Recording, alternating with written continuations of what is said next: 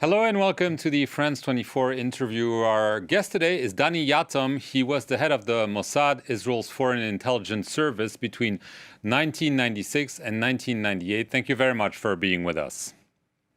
Thank you for having me, Mr. Perlman. Mr. Yatom, for weeks now, Israel has been roiled by a wave of protest against a bill by the government that would essentially curtail the independence of Israel's highest court. This as tensions in Palestinian areas are boiling over. I want to begin with the tensions over this bill. You served for a very long time in the military. We're seeing fighter pilots, special forces, intelligence operatives signing public letters against this bill. Some have even stopped attending training, such as the elite Air Force Squadron. The Prime Minister Benjamin Netanyahu said that the refusal to serve, I quote him, threatens the foundation of our existence and therefore it must have no place in our ranks. Is he right? I think that Mr. Netanyahu is totally wrong. Is the reason why there is an unrest among many of the reservists.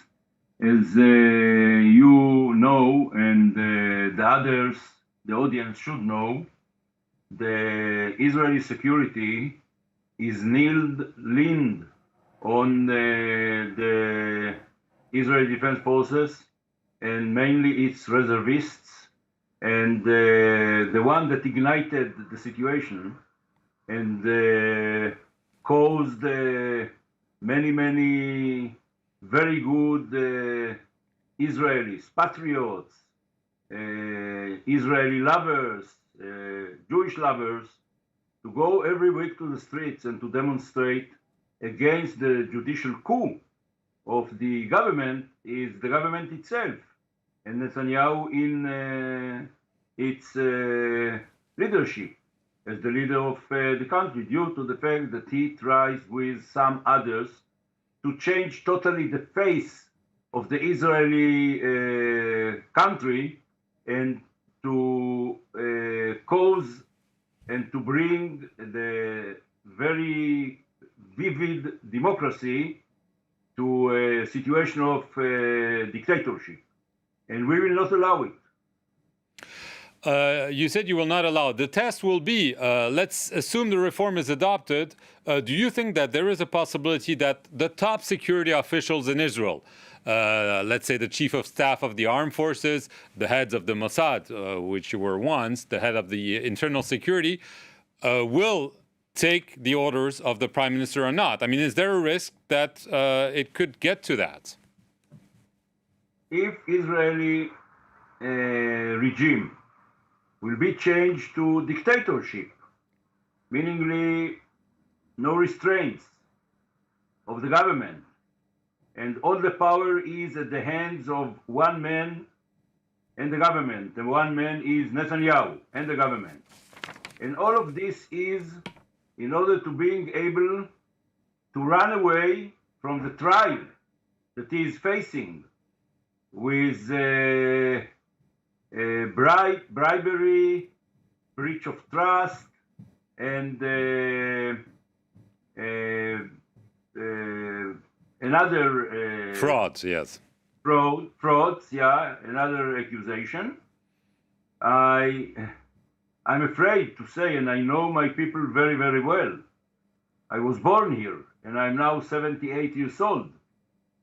I am highly afraid that if Israel is going to change its faces and becomes a dictatorship, many of those very brave and Israeli lovers people will do their utmost in order to avoid a reserve service.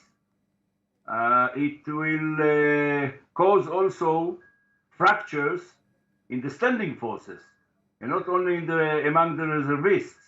So I cannot even imagine a situation where Netanyahu will succeed in his plan to bring Israel to be a dictatorship, and therefore I don't see a situation where the heads of the security apparatuses will have to decide either to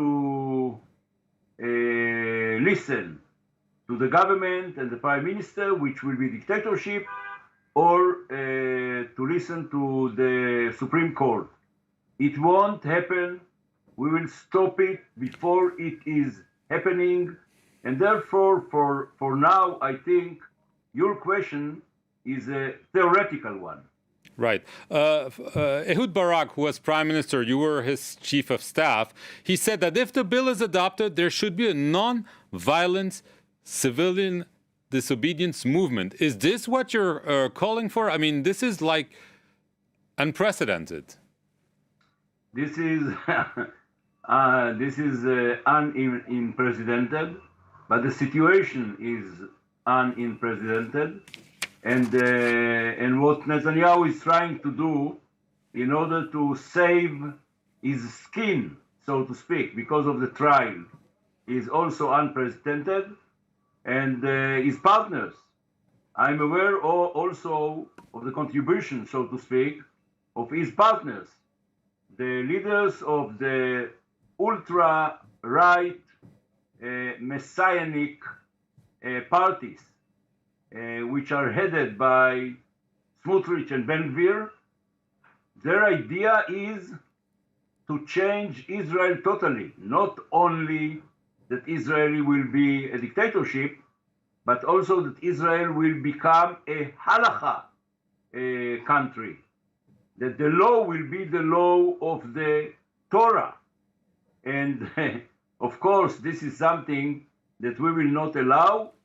They are trying to achieve their own interests while partnering to Netanyahu. And there are also the heads of the two other parties, which are ultra Haredi parties, and their aim is to achieve an exemption for their people not to serve in the military at all, but on the other side, they are demanding a lot of money and very high budget in order to serve their sectorial interests, including getting grants and not willing to integrate core studyings in their curriculum. Right. Mr. Yatom, I want to get to the situation. In addition, there is tensions with the Palestinians. We've seen a number of deadly Israeli army raids, a very high number of casualties, Jenin twice, Nablus. We've seen also a high number of Israelis getting killed. Are we on the verge of a third intifada while there is already all this tension that we just discussed? I don't think that anyone can answer precisely your question.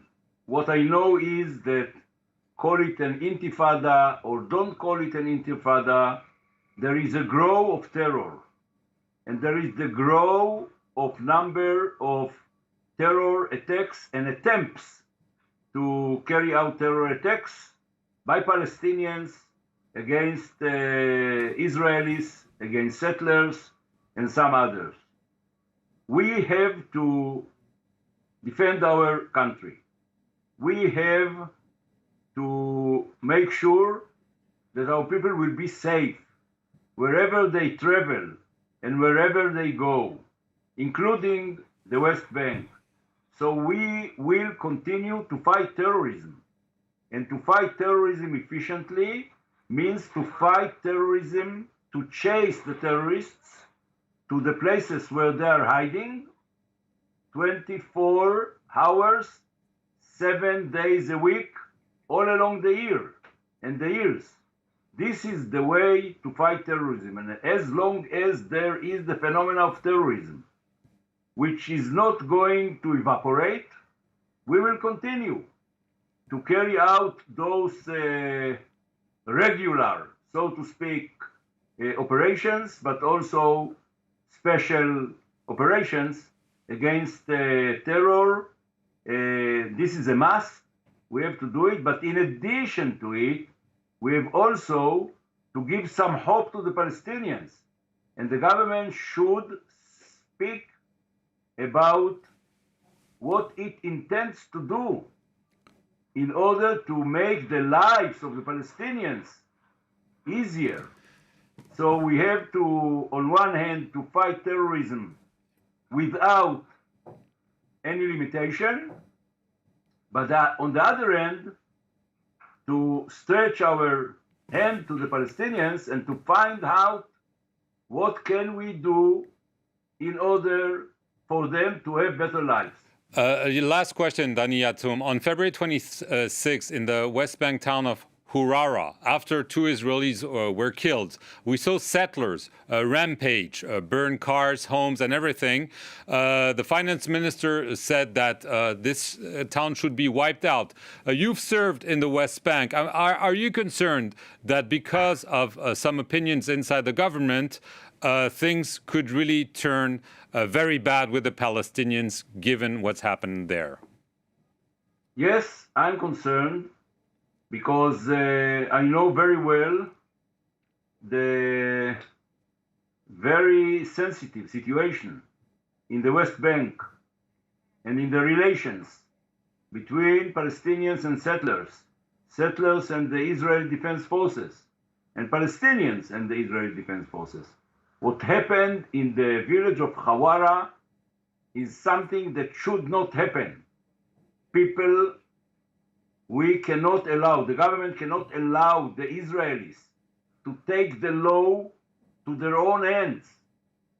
For that, we have the military, the police force, the special forces, etc. So such an event should not happen again, because it encourages the extremists of both sides, the Israeli side and the Palestinian side. It encourages them to carry on such events. So there is only one power that should control Judea and Samaria and to work and to operate according to the law. And this is the Israeli Defense Forces and no one else. Dani Yatom, I want to thank you very much for your time and for appearing here on the Friends 24 interview. And thank you all for watching it. Thank you very much.